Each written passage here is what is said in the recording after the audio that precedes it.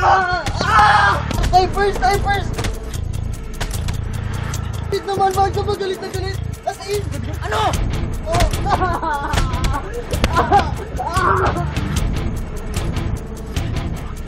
Hoy, Kidlat! Ano ginagawa mo dyan? Ima, may ano ka ba? Ha? Ano? Munggo. Munggo? Sakto.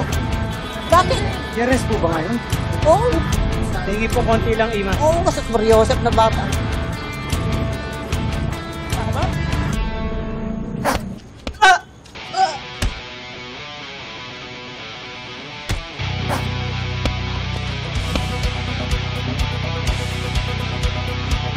Trip yata.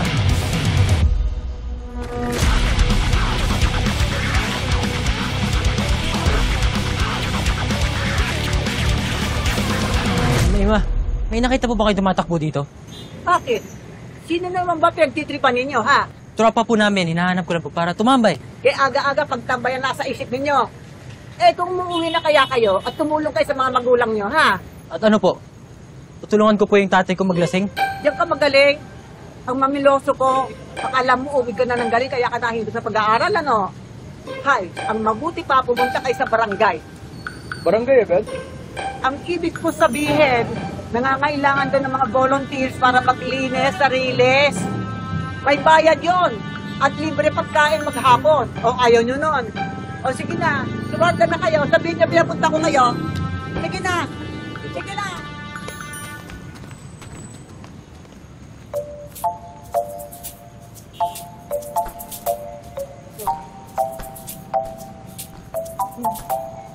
Ikaw naman, binawasan mo na yung pang-ulam ko, isinama mo pa ako sa kalokohan mo. Yari ka pa, Ima. Nag-enjoy ka rin naman eh. Oo, tumigil ka nga dyan. Konting munggo na yung kinuha ko, Ima. Saka diet ka, di ba? Oo na, diet. Atin na po kita. Eh, wag na at baka mahuli ka pa sa eskwela mo. Sige na, alam Tapos na po yung finals ko. Yung project ko na lang yung kailangan ko nito. Saka, syempre, malakas ka sa akin. O, Bayad sige. sa munggo.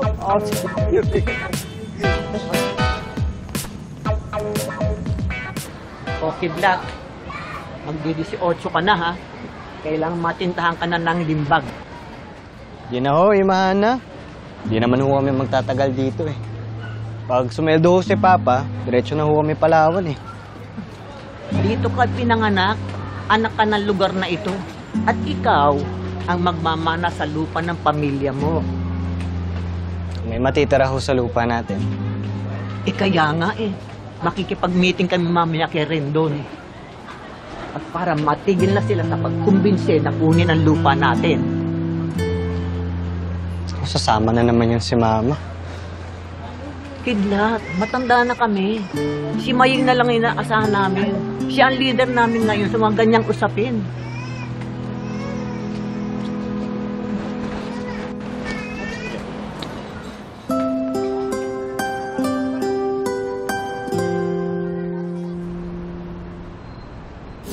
Si Maying, Carlo. Sir, may lagnat pa kanina eh. Ibig sabihin, hindi siya makakarating sa meeting namin sa mga taga-sityo. Nako sir, pupunta yun. Hindi ko mapipigilan yung asawa ko na yun eh. Hindi pa rin ako kumbinsi na tanggapin yung offer ng RB Realty. Nako sir, sana ganun nga lang kasimple yun eh. Kung may pera lang nga talaga kami ng anak ko eh. Patakbo na kami ng Palawan. Komplikado rin kasing sitwasyon ni Mahing. Kasi balikat niya buong komunidad.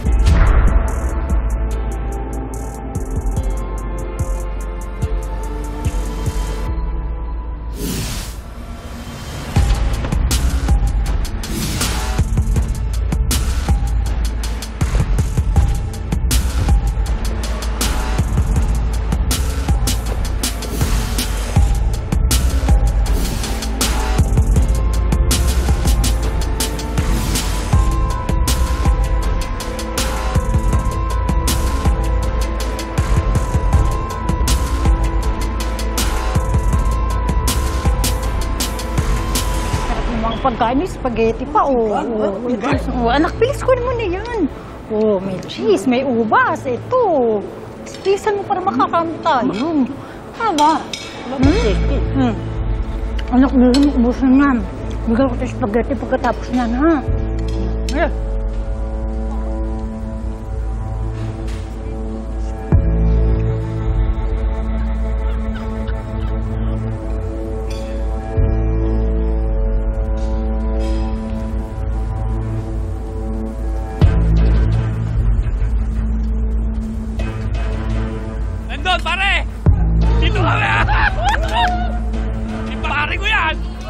Iba ka na talaga! Ako pa din to, mga tol. Magandang araw po sa inyong lahat.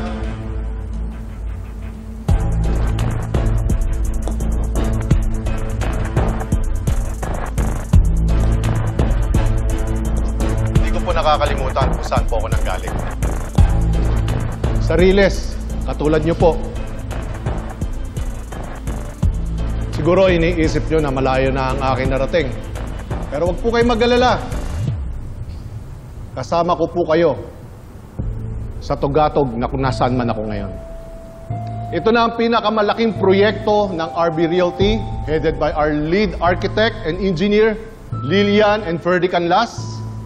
Dito po magtatayo po ng 6 na high-rise condominium building na meron pong luxury mall, park, sports complex at saka mga amenities sa paligid ng Riles. Alam nyo, matagal na ho na pag-iiwanan ang Sitio Liwanag. Dinadahan-dahan na lang tayo ng mga trend, di tayo tinitignan ng mga tao. Pero ngayon, bibigyan natin sila ng dahilan para huminto at makita nila ang pag-unlad. Pagtayo ng Golden Track City. Ito na ang simula ng pag-unlad at makamit natin, matagal na natin pinapangarap. Kasama ba talaga kami sa pag-unlad? Hindi pa paaalisin mo kaming lahat para maitayo yung Golden Track City? Hindi namin kayo pinapaalis. Humihingi kami ng permiso na ipaupa nyo ang lupa nyo sa amin. Ire-relocate namin kayo at magiging bahagi ng komunidad nyo na makinabang sa Golden Track City.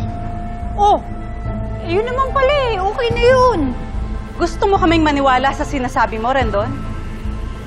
Ipaliwanag mo sa amin yung record mo sa pagtupad mo sa mga pangako ng mga developments noon sa RV Realty. Baying, those are all isolated incidents na pinalalaki lang ng mga madramang press. Pinalaki lang ba ng press ang hinaing ng taga San Martin dahil wala silang tubig doon sa relocation site?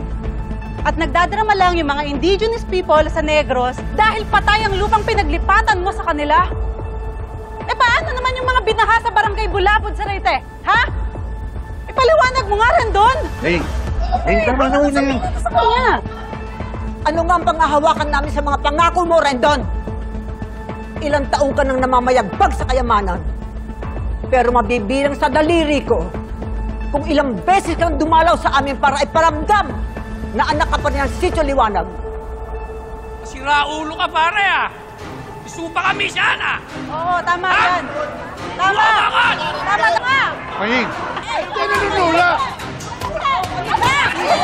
Ano ba?